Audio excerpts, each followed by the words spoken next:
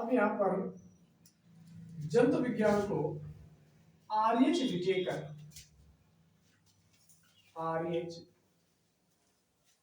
Whittaker नामक वैज्ञानिक ने 5 भागों में बांट दिया जंतु विज्ञान को आर्यच विटेकर नामक वैज्ञानिक ने 5 भागों में बांट दिया।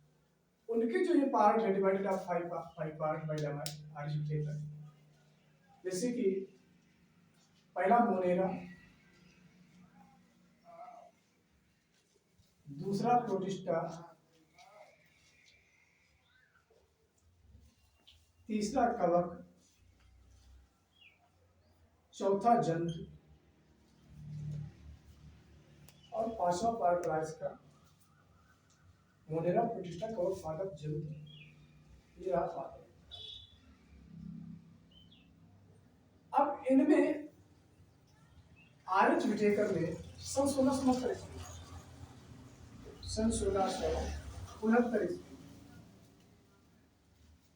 अब यहाँ पर जो मोनेरा है इसमें अलग प्रकार के जंतुओं का वर्णन किया गया, प्रोटिस्टा है इसमें अलग प्रकार के जंतुओं का वर्णन किया गया, कवक है इसमें अलग प्रकार के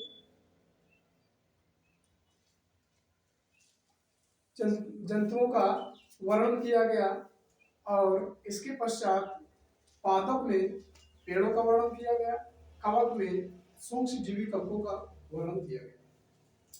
अब इसमें मोनेरा है, प्रोटिस्टा है, कवक है, पादप, जंतु है, यानी इंग्लिश वर्ड में बोले तो मोनेरा, प्रोटिस्टा, कवक यानी फंजाई, एनिमिया प्लांट्स, तो ये सभी पाद 5 जगत है। अब इसके बाद जो हमारा दूसरा पार्ट था वनस्पति।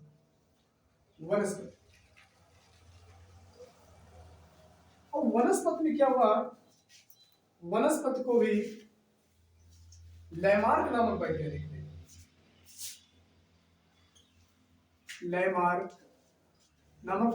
ने यहां पर इसको 2 भागों में बांटा। पहला भाग रहा आवृत्तिबीजी, दूसरा रहा अनावृत्तिबीजी। यानी आवृत्तिबीजी पौधे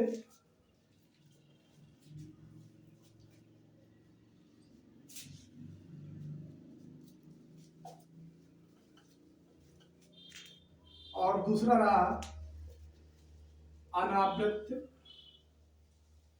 बीजी पौधे, यानी एंजियोस्पर्म प्लांट और जिम्नोस्पर्म प्लांट, एंजियोस्पर्म प्लांट और जिम्नोस्पर्म प्लांट। अब इसके बाद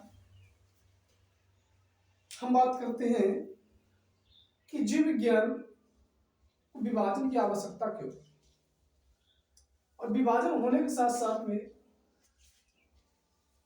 इसकी कौन कौन सी शाखाएं हैं और किस शाखा का क्या काम है, यानी किस शाखा के अंतर्गत हम किस प्रकार का अध्ययन करते हैं। जैसे कि आपको मालूम है जीव विज्ञान, इसकी परिभाषा से हम ये समझ सकते हैं कि यह एक ऐसा विज्ञान है जिसके माध्यम से हम जंतुओं का अध्ययन करते हैं। अब जंतुओं का अध्ययन करने के लिए इस शाखा को बनाया वैज्ञानिकों ने। इसमें समस्त प्रकार के जंतुओं एवं वनस्पतियों की शारीरिक संरचना व क्रियाकलाप के साथ साथ उन जीवों में पाए जाने वाले सभी अंगों का वर्णन सरलता और सुगमता से हम इसका अध्ययन धीरे धीरे से क्रमबद्ध तरीके से करेंगे। तो पहला जैसे हम इसमें पॉइंट लेते हैं कि जो आपको जीव विज्ञान है,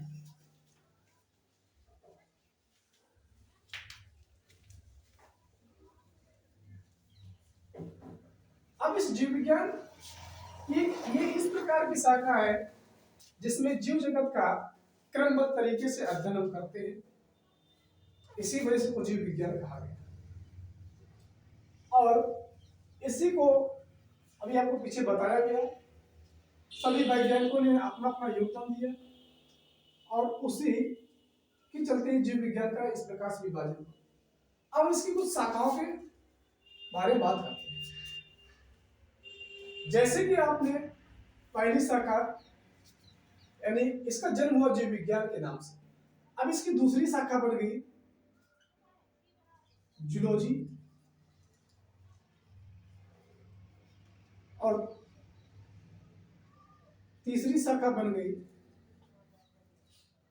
बॉटनी,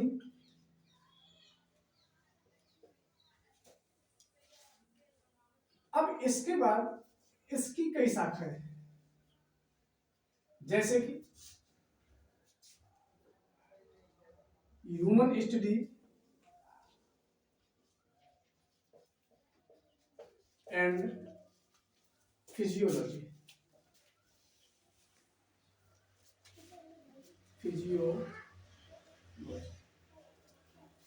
फिर दूसरा है एम्ब्रियोलॉजी,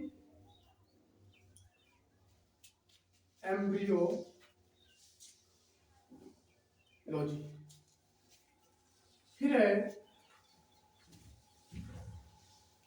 न्यूरोलॉजी,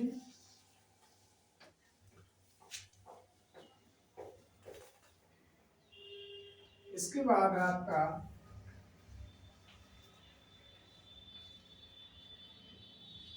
काइनोलॉजी,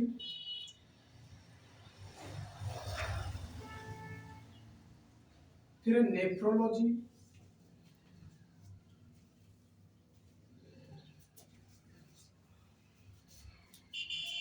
इसके बाद एडियोलॉजी,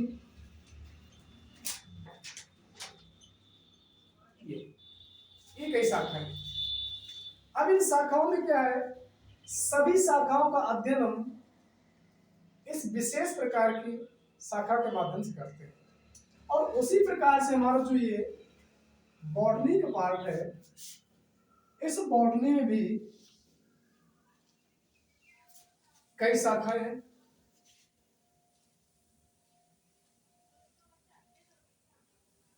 अब इसके बाद जो आपको जो बॉटनिक पार्ट है, इसको हम दूसरे वीडियो में अपलोड करने की कोशिश करेंगे।